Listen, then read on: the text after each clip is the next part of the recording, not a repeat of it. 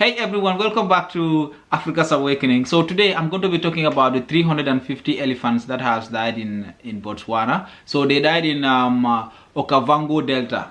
So it's a wetland where a lot of elephants are living in Botswana. So they say that they died of neurotoxin spread of bacteria called cyanobacteria. That's what killed a lot of them. So a lot of 350 of them died next to the water hole. So the bacteria was in the water, and the scientists then later found that the cause of the cyanobacteria was because of global warming that's going on right now.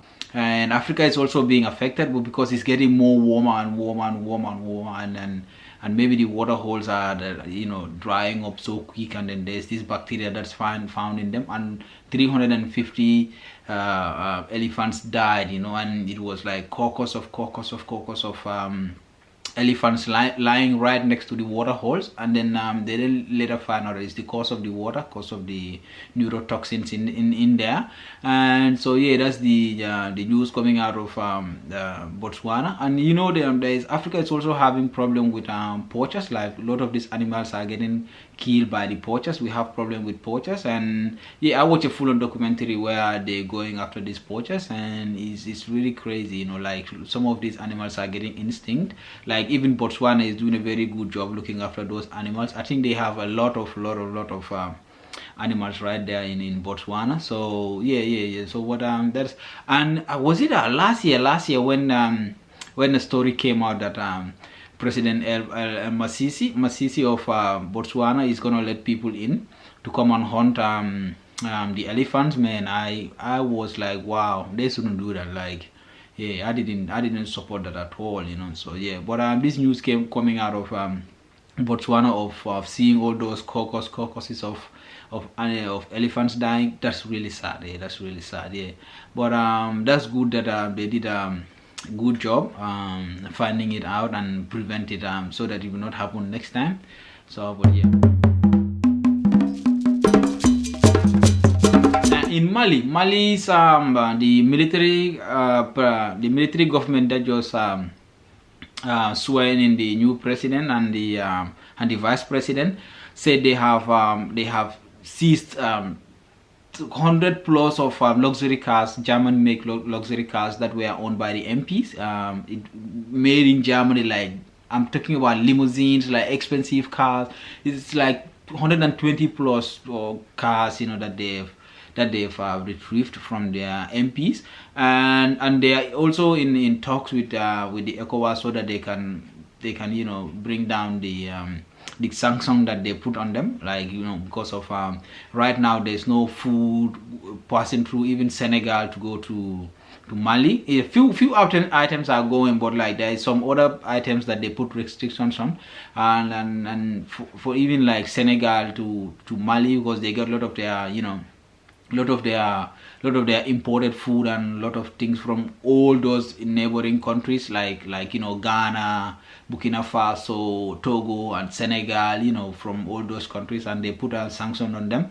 So a lot of these things are not getting to them. So the entering government said, oh, let them ease the restriction for them, and then they're still in negotiations so that they can ease it a little bit. It was hoped the appointment of Mali's new civilian Prime Minister, Moktar Ouane, could lift sanctions imposed by neighbouring countries. Interim President Barnadois named him after he was himself sworn in last week. But the bloc of West African leaders may take aim at junta leader Colonel Assimi Goïta being appointed vice president. He was one of the junta leaders who took power and toppled President Keita last month. ECOWAS imposed sanctions on Mali soon after. That immediately a civilian prime minister is appointed, sanctions should be lifted. But scrapping sanctions may now take longer than expected.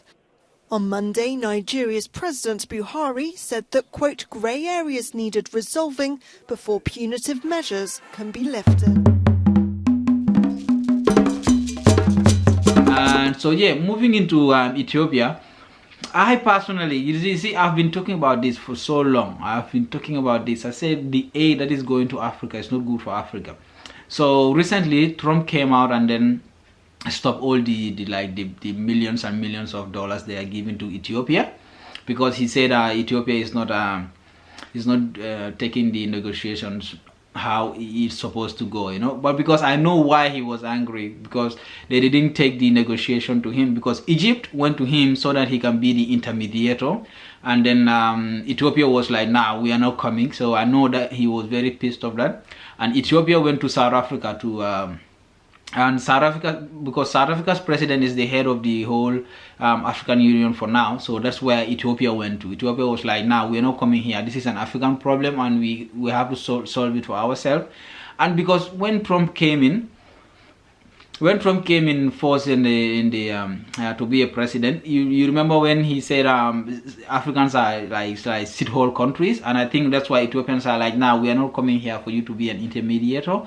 That's why I know Trump is very pissed about it, and he cut all the aid that's going to Africa, and that is really good. Like, that aid is making Africans very, very, very lazy, and I'm like, if he cut all that aid, I am happy. Like, we don't have no problem with it. You can cut all the aid that you want. It's the one that like Africans we are very aid minded, like, having all this free stuff from other countries. That's why they can just be, think they can mingle in our stuffs, and have a say in all our internal stuff. They always in there. So yeah, he cut that, and then I did a research, and then I found out that like the annual revenue for like annual things that they have every year, like the revenue or financial stuff that they do in Ethiopia, like half of it is all through foreign aid, like the aid that people give them. I was like, wow, an African country, like one of the giants, like Ethiopia is one of the giants in Africa, like all their annual revenue and everything is coming from aid, like, this free stuff that other countries give them, And then there's another thing. There's another story, like another survey that just came out by the United Nations, that $89 billion is getting, is getting out of Africa because of this because of invasion of tax and people stealing from Africa, through gold, diamonds, basically our natural resources. Like, yeah, man, that is really sad. 89 billion. You know what 89 billion would have done for Africa? That's what came out. And then they always call us poor. Then these are the people that are invading tax. They come in as investors, or we see them as what is it called?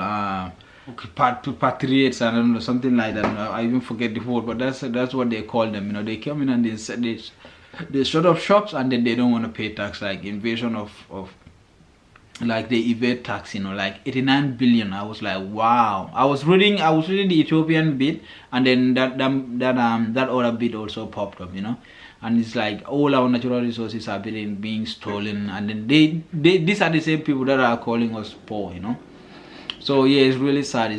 89 billion would have, did a lot of good job for Africa,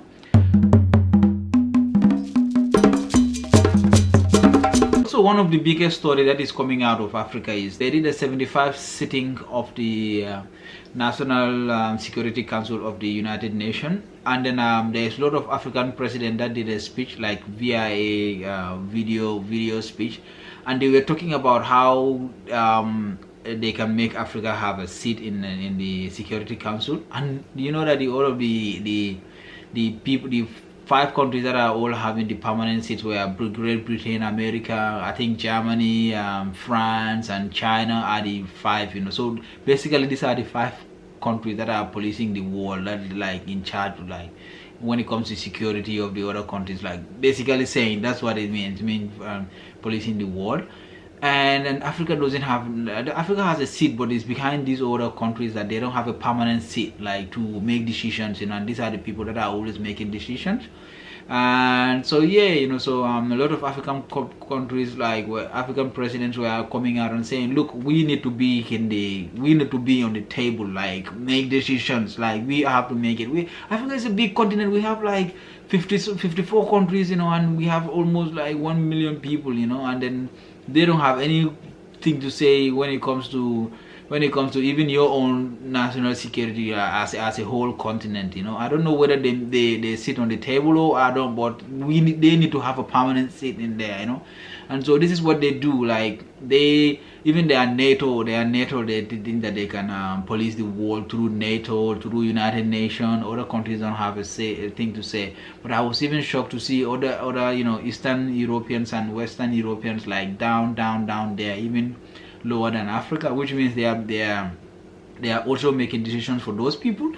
And that was really crazy, you know. A lot of yeah, well, that's a good move that a lot of African countries are doing that. And so yeah, you know, that's a good thing, man. That's a good thing, you know, because if you see all these wars in this all these African countries, and even like in the Middle East and all that, I don't know whether even the United Nations is doing a good job, you know. And then one time I saw a video coming out of, was it I don't know, was it in Congo or in Mali, where an African Union truck got into an accident or something, and then they find inside that it was having a lot of minerals inside, you know. Like, what are they doing with those minerals? What is United Nations doing? What were those minerals? Where are they going? What are they going to do with it? You know, you came to keep peace, you know, and then you have your own like military armored trucks, you know, carrying minerals, you know. What are you doing with that? So I don't know. So it's something, you know, something fishy, as I call it.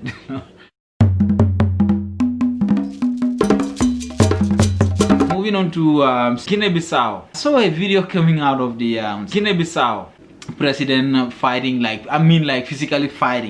physically fighting with his minister, because his minister doesn't use the coronavirus funds like how he wants the minister to use it. Like, you know, he was punching him, and you know, man, that dude was that video is funny. He got hands, you know, he was putting his hands on the minister, and the minister was running the whole time.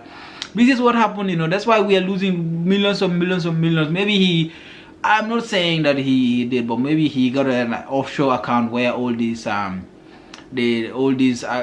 monies are going into, you know. That's what they do. It's called illicit flow of all our monies, you know. It's like 89 billion. You know how 89 billion would have done to all these countries, man. It's really sad. It's really sad, you know. So I saw the video when he was punching the guy and all that, man. That thing was really funny. It's really funny.